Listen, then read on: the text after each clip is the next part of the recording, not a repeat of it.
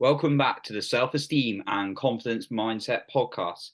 Today, I welcome Alyssa, where we'll be talking about self-confidence and adventuring into the unknown. So, Alyssa is an accountant turned holistic nutritionist who is obsessed with making those hormonal shifts in menopause less sucky. She became a nutritionist around the time when her mother-in-law was diagnosed with early onset Alzheimer's. This was a devastating diagnosis, but she wasn't convinced that nothing could be done. Alyssa dove into research and found the nutrition and lifestyle can make a huge difference for preventing and slowing down the progression of Alzheimer's. And these same changes can help make the menopause transition easier. She is a mama of three, based in Langley, Canada. She loves food, especially a good curry, and the adventurous outdoors. Awesome, Alyssa. So, it sounds like quite a big transition for you, going from like an accountant, a day-to-day role, to the nutritionist. And obviously, it sounds like you got some very strong reasons for doing that, for helping someone else. Um, what was it like for you? Was it like an instant change, like I've got to do this nutritionist now, or was it like something you gradually did? Just be really interesting to know, and maybe anything else on your story that I might have missed out. Yeah, it was definitely a gradual shift for me. I'd always been interested in food, and that grew over the time as I was in my accounting work and pursuing my accounting designation. Food was always in the background and an interest. And as I was going forward in my career, I started to just get a bit more restless. I was a bit bored in my work. I didn't really love it. I actually never really loved accounting, but it was something that I was pretty good at and that I enjoyed my coworkers. So I just kept going. But at some point, I decided that food was a lot more interesting and the power of nutrition was something I was way more passionate about. So I started doing courses during my free time away from work and just gradually worked towards eventually taking a leave from work where I went back to school. Awesome. Yeah, no, that sounds like quite like a jump. So yeah, just like you gradually transitioned into it, went back to school. Um, and yeah, it sounds like you were, you were doing something that you were very familiar with, and then going into the unknown, but you thought that was needed for you.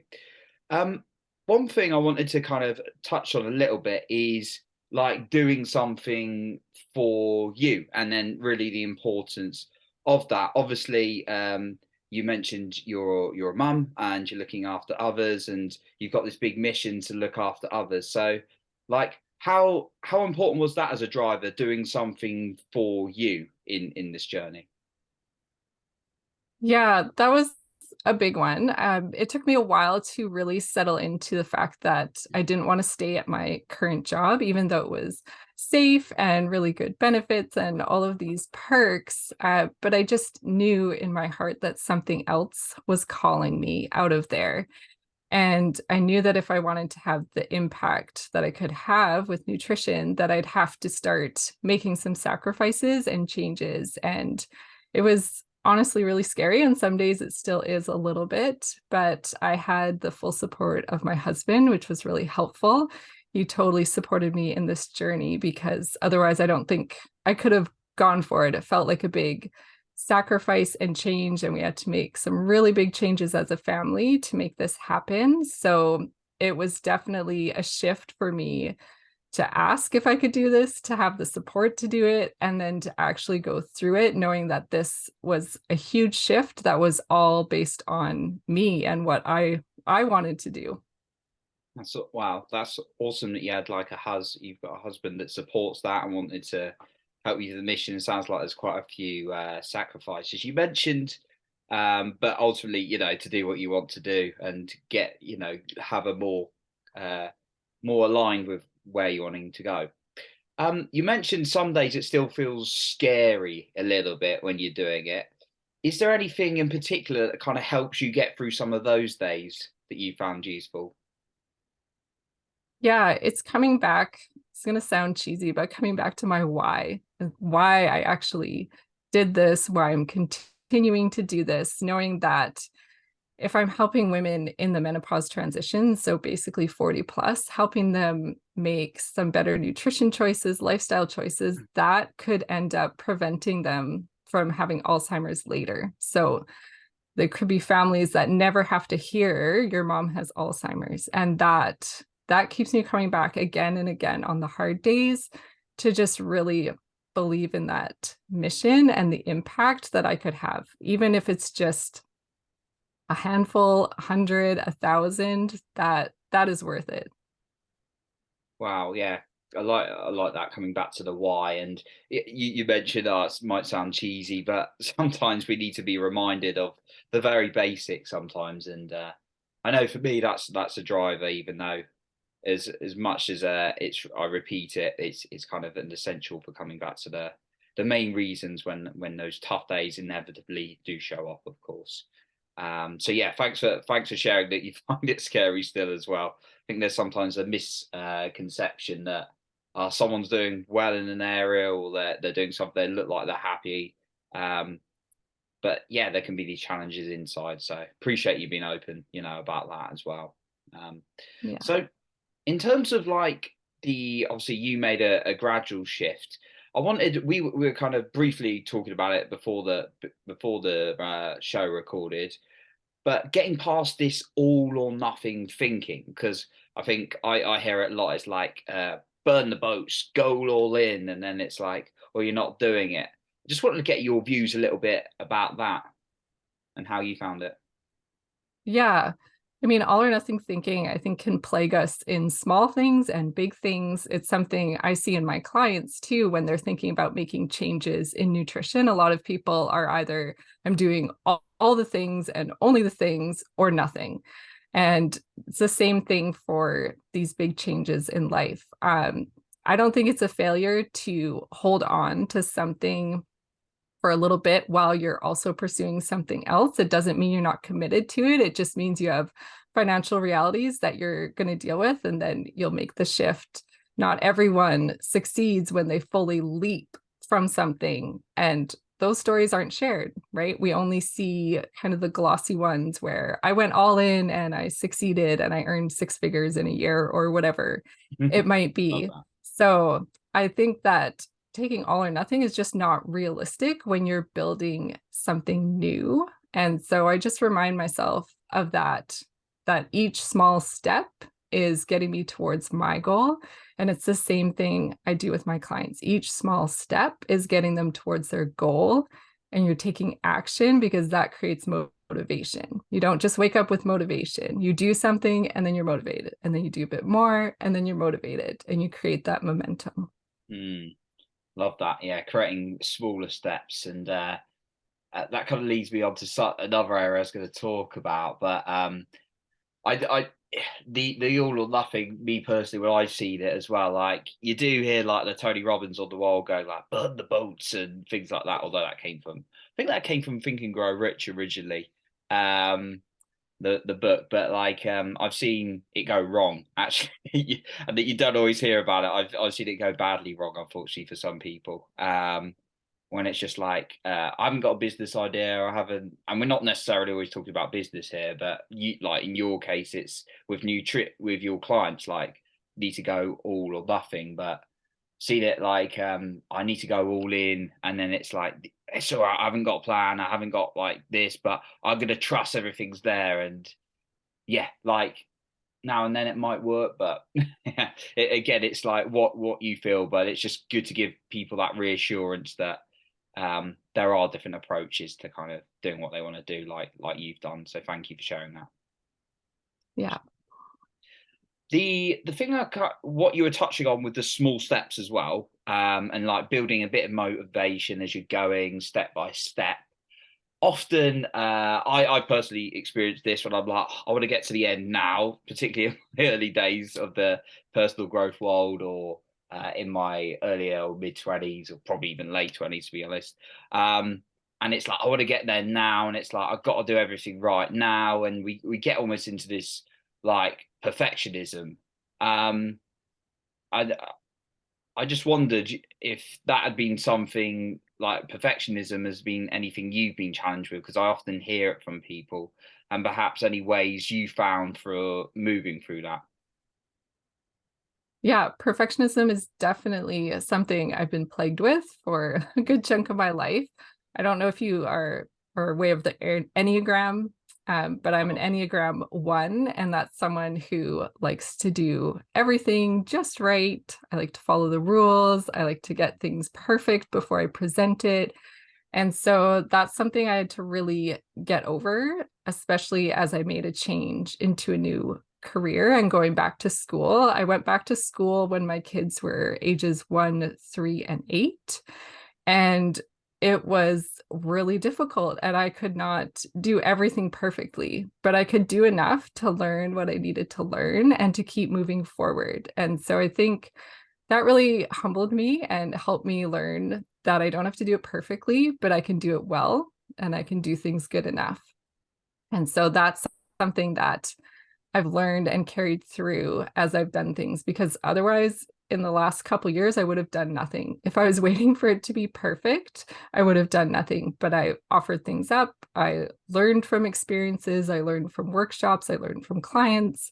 I'm always working to make things better. And so I find that just going in and doing it and seeing it as a learning instead of a failure has been huge for me. Like nothing is a failure, it's a lesson. Even if it's a painful, expensive lesson, I now really know what matters. mm, yeah, I like that with the lessons and being able to pick out things. So yeah, I'm glad you've been able to kind of like pick up those steps as you going, and then take action, and then find progress ultimately from that. That's awesome. And another thing that comes up, which is quite, it's quite linked, but on a separate note, is I know I experience a lot, especially when going to a new area, of things like self doubt, that imposter syndrome of like, who am I to be doing this? Well, was that? Did you experience any of that at all on your journey when you were stepping into this new area, or not so much? No, I was completely confident the whole time. Yes. Yes, I think there's always that doubt, especially when we try something new, right? Being a beginner is hard, whether it's a new job or a new role, or if you become a new parent, right? You're a beginner and you're learning, and sometimes that really sucks. And so I found that I did have some of that where I felt like, who am I to be doing this, to be starting this, to be competing with people who are already in this space who are doing a great job? It's intimidating. There's a lot of pros out there, but there's no one else that's quite like me. There's no one else who will approach nutrition exactly the way I will, or will show empathy to clients the way I do. So I've really leaned into the specific skills that I have and the compassion and life experience that I bring to my clients and what I can offer them. That's going to be unique. And so there's many people who have nutrition skills. There's many coaches out there. There's tons. And there's also tons of people that will click and not click with them, with me. And so I think that variety and diversity is to be celebrated. And so I'm leaning into that part of it. Mm. So just you went back to your own like uniqueness and remembering your own value. Was that right? Yeah, my own unique kind of values and skills that I can bring, and focusing on that instead of what I don't have as far as specific niche skills that I might look at another nutritionist who's succeeding in, say, gut health and be like, oh, I'd really like to be like that, but I'm not that person, and that's not where I feel called. So I'm finding my own space to be the expert in my own area that I'm dedicated to and passionate about, and knowing that I will build those skills continually and get better at becoming that expert and losing that imposter syndrome along the way. Mm. Yeah. Looking at yourself in the unique way you've got, and not comparing yourself to other people. Love it. And when you got into this whole the whole like entrepreneur space, or started gradually, going into it, did you, I'm just curious, did you find like there was a different amount of mindset work you had to do, or kind of your own like emotional internal work you had to do, as opposed to when you were an accountant? Yeah, it's very different. Mm. As an accountant in the work that I was doing, I was very much a cog in a big wheel. I did specific tasks, I had a very defined job. And so it's very different when you become an entrepreneur and you do all the things and you take care of every detail. You don't just come in and accomplish a specific job or task or project. And so that definitely I had to create a bigger shift in my mindset, in my time, in how I approach things. And so I'd say I'm still learning in that space and I'm always working on my mindset as well. It's not a one and done, it's a work in progress that Mm. I think I'll be doing for the rest of my life. Yeah. WIP, yeah, it's always a work in progress. Whoever I've spoken to on this show, I think it's always been the same feedback in that sense. And as as an entrepreneur, I've also had to work on mine a lot. And one of the things I've done is had to invest a lot in myself, in like different skills and different groups and things like that. um, I mean, tell us a little bit about your experience of investing in yourself, because often a lot of us find it very scary and we're like, should we, shouldn't we? Just be really useful to hear from you, also, obviously, from an accounting background as well. Numbers. Yeah. I mean, the first time I thought about investing like real money, it was when I was starting to do school again. And so I've done a lot of schooling. I've probably spent most of my life in school than out of school. It seems I just love to learn. So that part of it I was familiar with investing in. But once it was starting my own business, that was a whole other thing, investing in a coach, investing in training programs, so many different things that you can spend your money on. And I found that I did enjoy investing in coaches because it just really showed me what I didn't know. You don't know what you don't know until you hire someone to show you what you don't know. And that was helpful to walk through those baby steps. And I still have a business coach now that's really helpful. And so I find that that investment is worth it. I've also invested in courses and programs, and some have been really awesome, and some have been one of those expensive learning lessons. So that's all part of it. And it has been hard in some ways to spend that money because it feels like it's on me and not for my whole family. But I also see my business as being something that will bless my family as I work through it and provide through my business as well as it grows. So I kind of have to balance those. So to answer your question, it's not an easy yes or no, but it's something I've learned to weigh. Mm.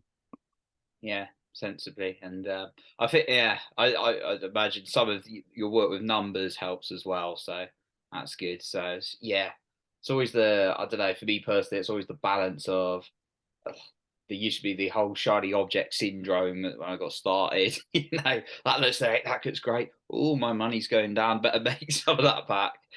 Yeah. Maybe stick to something. It's kind of it's working out that balance. But yeah, that was really. I just was intrigued to hear your experience of that, because I know on the other side, a lot of us get held back by it, but sometimes it can be for our own benefit and others' benefits. Like you said, your family is going to benefit from it, from your skill set and what you're delivering, and other people in the world, of course, because you're helping them with serious, challenges that you're really doing amazing to address, like Alzheimer's out there. So, yeah, that's incredible. So, Alyssa, I just wanted to. I had one more question really, and it was around like peer groups and people you've been around, because there's lots of communities out there, lots of different people. How have you felt that's helped or not helped in your journey, in going into the entrepreneur world? Yeah. I mean, being a part of a coaching program that has a really good quality community, because not all of them do. There's been a couple that I've found helpful where I've made connections with other people who are entrepreneurs, which is really helpful because where I am, none of my friends are doing what I'm doing. So in a lot of ways, they don't quite understand what it looks like and don't understand the same challenges. So it's helpful to have other people that are going through the same things and understand, the difficulty in deciding, should I do this program or not? Should I offer these workshops or should I try something else? So it's helpful to bounce those ideas off of other people in the same situation. So I really love having those communities, and that's often a big benefit of coaching programs that have a good community, is you have that support, because otherwise it can be really lonely. I often work on my own. I'm a solo entrepreneur, and so it's just me, talking to my clients, and having that community is really, really important. And I talk about community with my clients too, and I work to create in my group program a good client community so that they can have that as well. People going through changes in their nutrition or their lifestyle, they want to have other people going through the same struggles to hear that they're not alone. And so I think all of us really want to know that we're not alone, that we have other people who are interested, who care, who might be going through the same thing. Brilliant. Yeah, not being alone. Like it can be quite a lonely world, but yeah, good reassurance there that there are other people out there that we can lean on in these communities as well. Especially in this day and age, which we're very in, there are pros and cons with technology, but it can be a very good Yeah. flow to connect with like-minded people, indefinitely. Awesome. So thanks so much, Alyssa, for everything you shared today. And I've definitely taken quite a few notes about, some of your story and some of the things you've come across are always useful reminders. So yeah, like just before we wrap up, really, where can the listener find out more about you? And have you got anything else you'd like to share with us before we wrap up? Yeah, I work a lot with women who are over the age of 40, and often sleep is something that women struggle with. So I do have a free sleep guide that's really helpful. So we'll have that link in the show notes for Yeah. you guys, for anyone that needs some help with sleep. It's really a good step-by-step guide to go through that. I'm also really active on Instagram, and my business name is Minds Well Fed. So MINDS Well Fed. And I'm on there, and Facebook, and also my website, which we can include in the show notes as well. Awesome. Well, thanks very much, and thanks for that guide as well. Appreciate it. So, once again, Alyssa, a massive thank you for coming on today. Yeah, thank you for having me. Awesome. So that concludes our episode for today. And remember, you are in control of your own self-esteem and confidence.